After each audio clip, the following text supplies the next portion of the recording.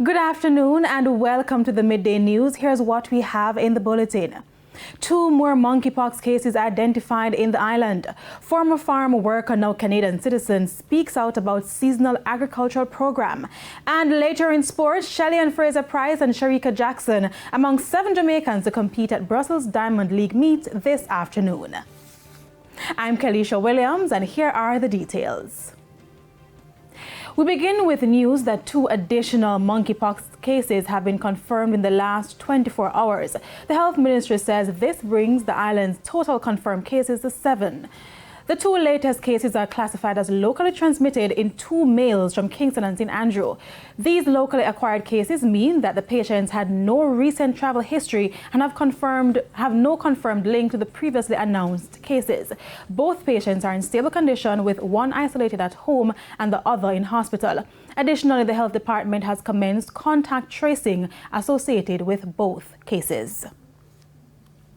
More concerns this afternoon about the working conditions of Jamaican workers on the Canadian Farm Work Program. Now, this time is coming from a former worker who is now a permanent citizen in Canada. As we hear in this report, Jamaicans are also being advised of what to do when they face difficulties on the program. Troy Evans has been living in Canada for years and is now a permanent citizen. And like thousands of Jamaicans, he was a part of the Canadian Farm Work Program. The experience made me not even want to finish my contract with the Scott. You know, I spent 4 months on leave. Conditions like working in extreme heat, long hours, and living under deplorable conditions on an apple farm. Where they put us to sleep was like a garage. You know what I mean? That they put like a door on, like literally a garage. You know, the kitchen was outside, bathroom was outside. You know, if you want to use the bathroom, you have to go out in the night. I know those places have, like a lot of different type of animals, right? Like they can harm you. He explained how difficult it was to live in extreme heat in a facility with very poor ventilation. In Okanagan region, right? Sometimes there's some wildfires, right? And then when stuff like that is going on and you're like in the bunkhouse, you can hardly breathe. Mr. Evans' story comes after mounting concerns of poor working conditions and mistreatment of workers on the program. In fact, some have likened the program to slavery.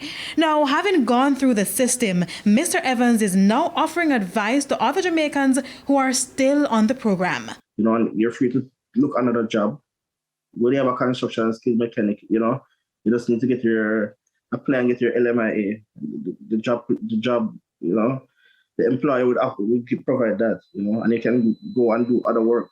So that more people to know to say, you have a lot of things you can do with your farm work visa. You can extend it. And he went further. So you don't have to just sit there. If they look at the permit, they will see where you say that you can work on any farm in Canada, or you can change your status to either school, visitor, or get another job. In the meantime, the Labour Ministry has rejected some of the allegations being made by the Jamaican farm workers in Canada. Speaking on Radio Jamaica's call-in program Hotline this morning, Permanent Secretary in the Labour Ministry, Colette Roberts-Risden, said claims that some of the workers do not know which area in Canada they would be working in before leaving Jamaica are not true.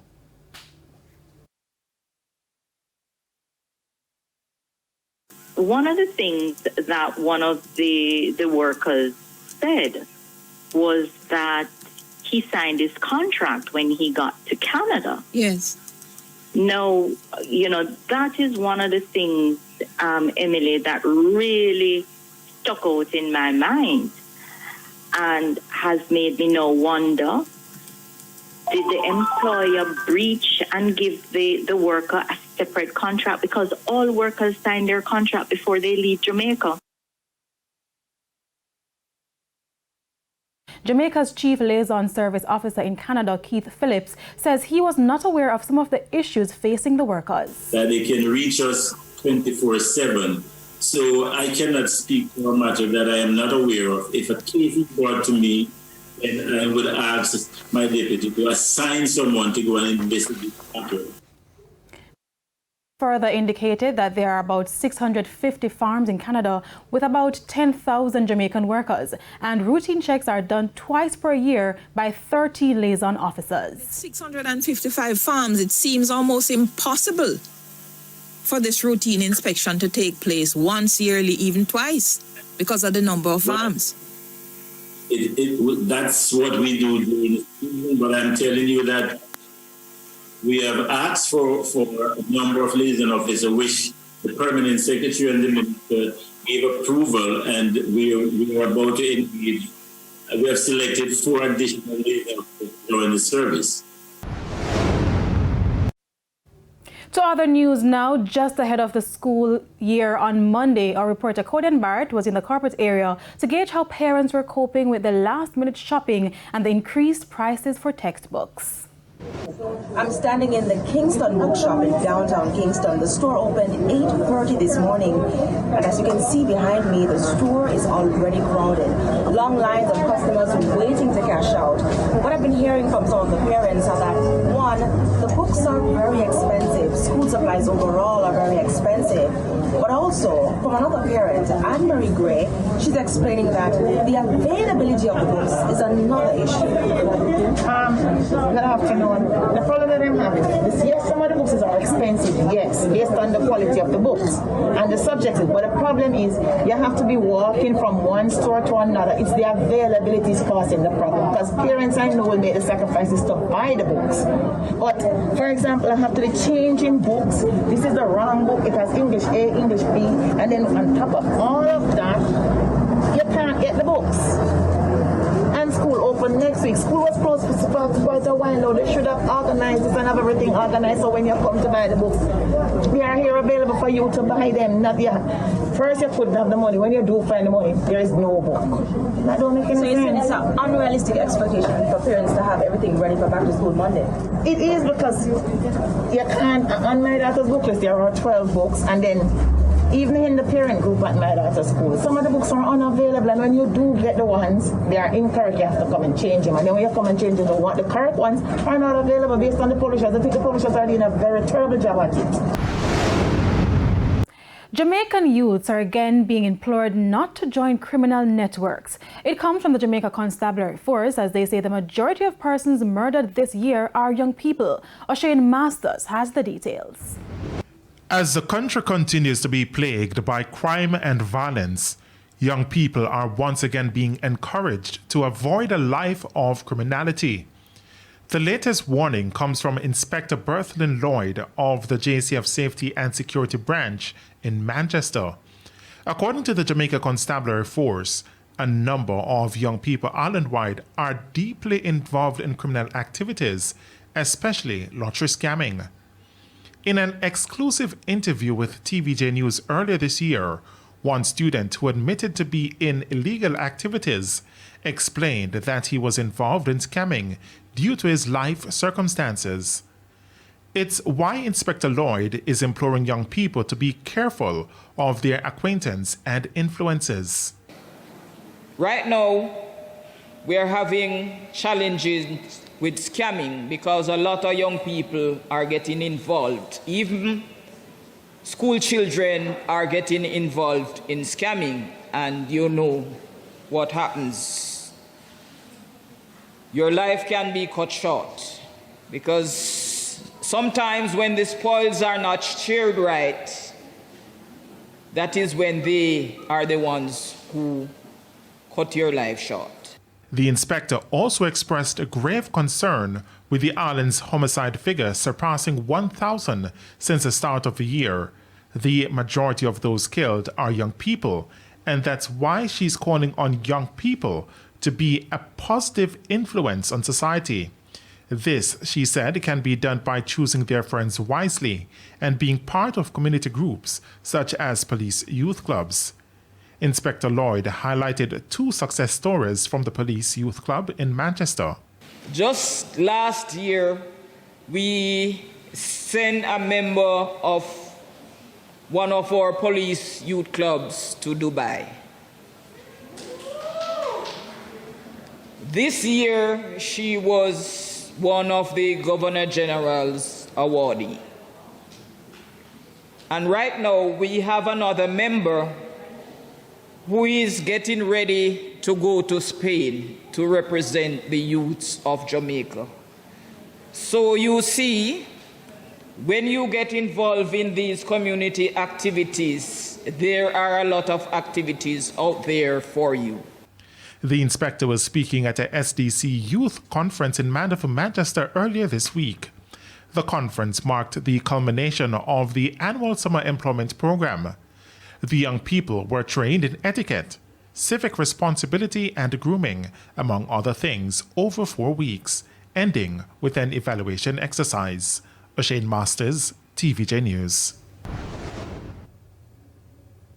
The Agriculture Ministry says a number of cold storage facilities across the island will be refurbished and put into operation as the country seeks to increase its food production capacity. Prince Moore reports.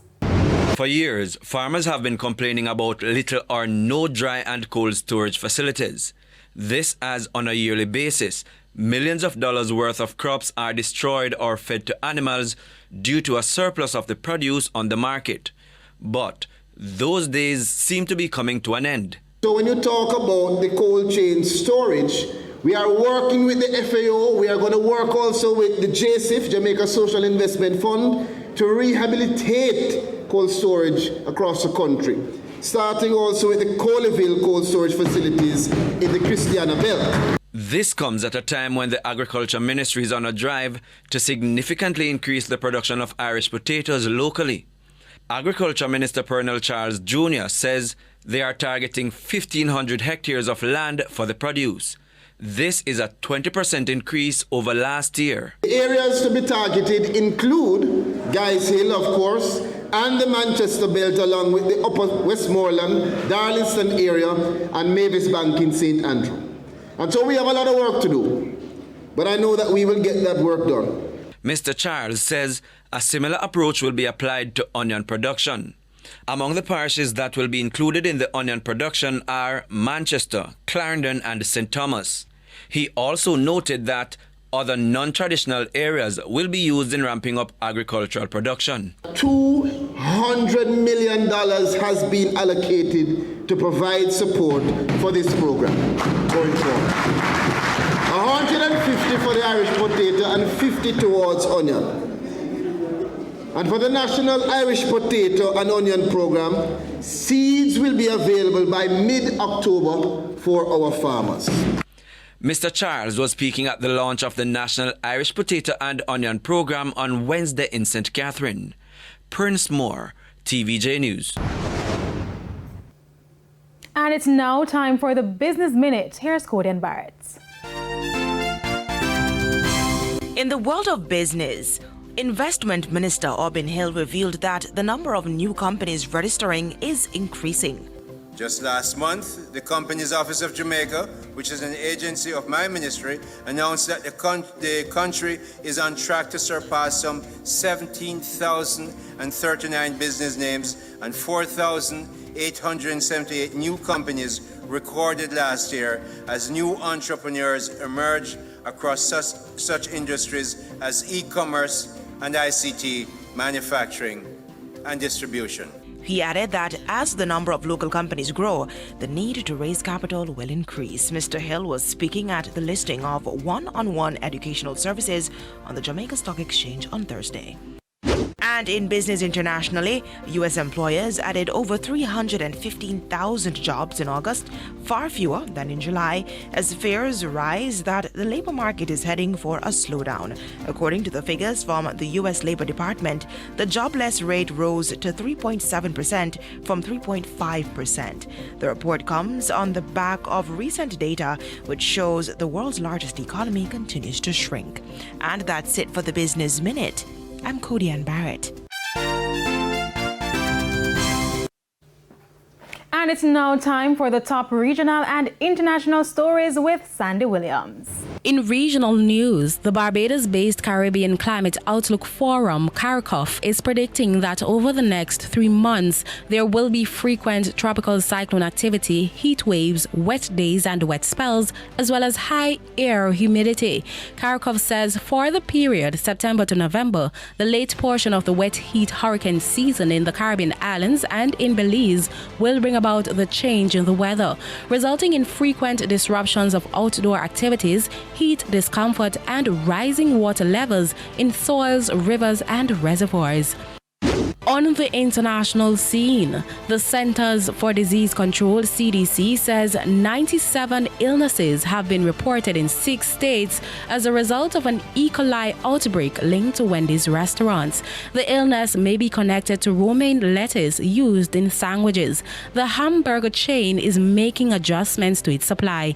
The 6 states linked to the E. coli outbreak are Indiana, Kentucky, Michigan, New York, Ohio, and Pennsylvania. There have been no deaths reported, but 43 people have been hospitalized.